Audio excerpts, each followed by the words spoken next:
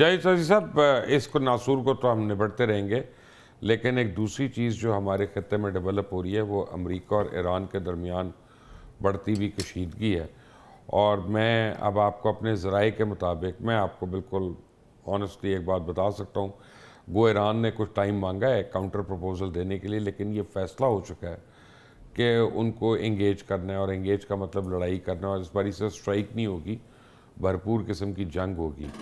फिर आपने कल या परसों वो स्टेटमेंट सुनी होगी जो इज़राइल के अंदर अमेरिकन सफ़ीर ने दी है कि पूरे मशरक़ वस्ता को के ऊपर कब्ज़ा कर लेना चाहिए इसराइल को।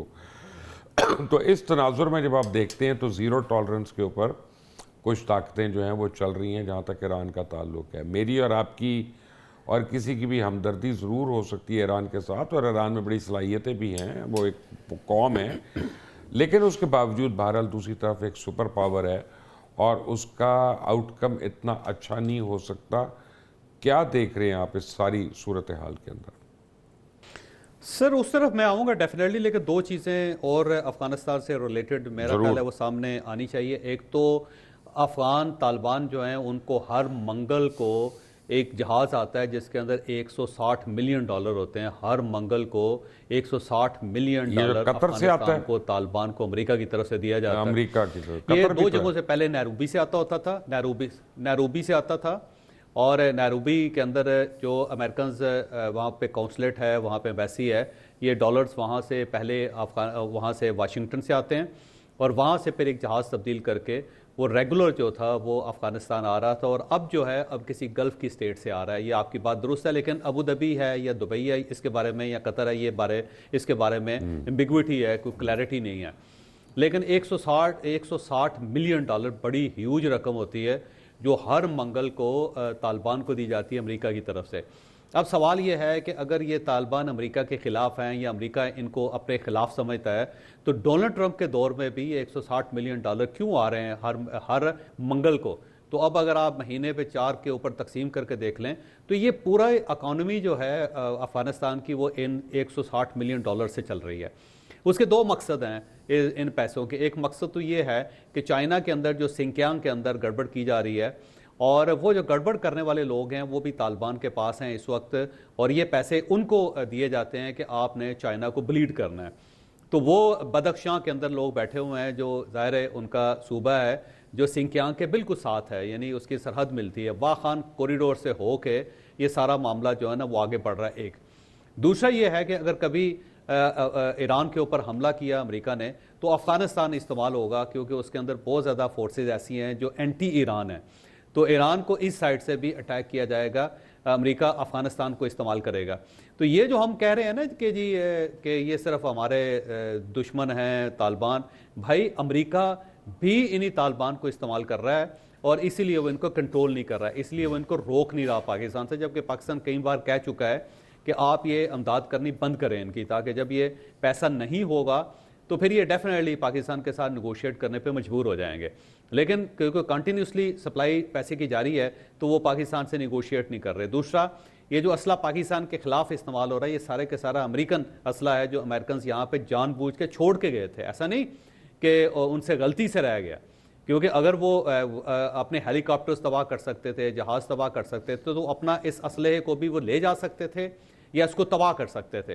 तो वो क्यों $7.5 बिलियन का असला यहाँ पे छोड़ गए? वो असला जो है वो पाकिस्तान के खिलाफ इस्तेमाल हो रहा है, वो चाइना के खिलाफ इस्तेमाल होना है, उसने ईरान के खिलाफ भी इस्तेमाल होना है। तो ये एक प्रॉपर डिज़ाइन है ये, और इस डिज़ाइन के अंदर पाकिस्तान को भी एंगेज किया जा रहा है। ये पाकिस्तान के सके नहीं हैं और ना ही वो तालिबान के सके हैं, लेकिन वो पाकिस्तान को भी डैमेज करेंगे, ईरान को भी करेंगे, और साथ साथ चाइना को भी करेंगे। इस चीज़ को भी आप जहन में रखें। बाकी ये जो है ईरान का इशू है मुबशर साहब, इसमें दो चीज़ें हैं, दो कैच हैं।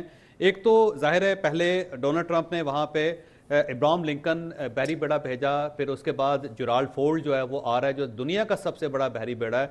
वो जाहिर है वेनेजुएला में था, अब वो आ गया, अब वो बिल्कुल करीब पहुँच गया हुआ है, उसने जिब्राल्टर क्रॉस कर लिया है। मेरा ख्याल है 2-1 दिन के बाद, 3-4 दिन लगेंगे उसको, मशरिक़ वुस्ता में पहुँच जाएगा, मशरिक़ वुस्ता में पहुँच जाएगा।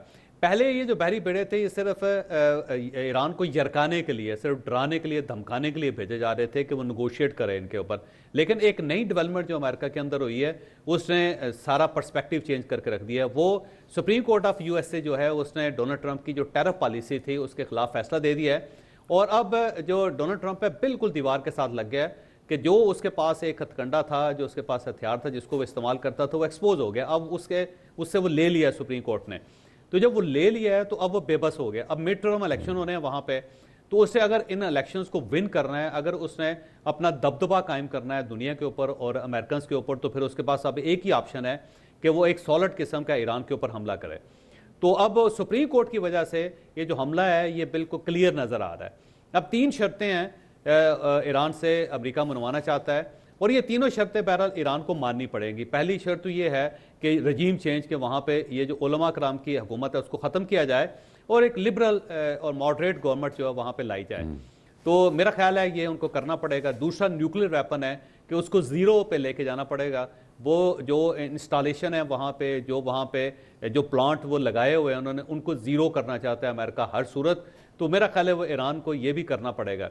और तीसरा जो है ईरान की जो प्रॉक्सीज हैं हमास की शक्ल में, हिजबुल्लाह की शक्ल में, अमेरिकन ये चाहते हैं, वेस्टर्न ताकतें ये चाहती हैं कि उससे हाथ उठा ले ईरान। तो ईरान को ये भी करना पड़ेगा। अब सवाल यहाँ पे ये है कि क्या इस हमले से पहले ईरान करेगा या इस हमले के बाद ये करेगा, क्योंकि ज़ाहिर है अमेरिका का मुकाबला करना इतना आसान नहीं होगा टेक्नोलॉजी के लिहाज से भी, और दूसरा ये है कि बाकी पैसे के लिहाज से भी ज़ाहिर है दुनिया की सुपर पावर है दोनों लिहाज से। तो एक छोटा मुल्क जो है ईरान, उसके लिए इतना आसान काम नहीं होगा। दूसरा ईरान की सरहद अमेरिका के साथ नहीं मिलती। अगर अमेरिका के साथ सरहद मिलती होती तो ठीक है, फिर ईरान छापामार कार्रवाइयां कर सकता था, अमेरिका को ब्लीड कर सकता था। इतना दूर है और इतने दूर सिर्फ अमेरिका ही इफेक्टिव रहेगा ईरान के ऊपर, ईरान उसका जवाब नहीं दे सकेगा। अगर वो जवाब कतर के अंदर देता है तो मुस्लिम उम्मा का एक मसला बनेगा, फिर मुसलमान मुल्क उनके खिलाफ हो जाएंगे, अरब ईरान के खिलाफ हो जाएंगे, जो जाहिर है जिसका नुकसान फिर होगा। और अगर इसके अलावा रीजन के अंदर किसी जगह पे जहाँ पे कोई अमेरिकन इंस्टॉलेशन है उसके ऊपर अटैक करता है तो वो भी ज़ाहिर है बड़ा क्राइसिस पैदा हो जाएगा। तो वो इस ईरान जो है ना इस सूरत हाल में है नहीं कि बदला ले सके या ब्लीड कर सके अमेरिका को, क्योंकि अमेरिका दूर बहुत है और ईरान के पास कोई ऐसी टेक्नोलॉजी नहीं है कि यहाँ से बैठ के वो अमेरिका को हिट कर सके। तो पोजीशन बड़ी ख़राब है। और अगर ये ईरान की लड़ाई हो गई तो ये ज़हन में रखिएगा कि उसका डायरेक्ट इफेक्ट पाकिस्तान के ऊपर होगा। एक महंगाई का बहुत बड़ा स्पेल आएगा यहाँ पे, फिर नए मुहाजिरीन भी आएंगे ईरान से और हमें उनकी मेज़बानी करनी पड़ेगी, हमें उनको अलाउ करना पड़ेगा पाकिस्तान में, क्योंकि ज़ाहिर है वहाँ पे क्राइसिस पैदा होता है। तो हम कैसे उनको कंट्रोल करेंगे? फिर वो बलूचिस्तान के रास्ते पाकिस्तान के अंदर आएंगे और ये भी एक क्राइसिस होगा पाकिस्तान के लिए। और तीसरा ये है कि ये पेट्रोल की कीमतें जो वो बहुत ज़्यादा ऊपर चली जाएंगी, पेट्रोल का क्राइसिस पैदा हो जाएगा और फिर सारी मुस्लिम उम्मा जो है जो इस वक्त इस खित्ते के अंदर रह रही है वो सारी की सारी डिस्टर्ब हो गई। तो आने वाले दिनों में अगर ईरान की जंग होती है तो पाकिस्तान बराह रास्त उसका हदफ होगा, पाकिस्तान को बहुत नुकसान होगा इसका।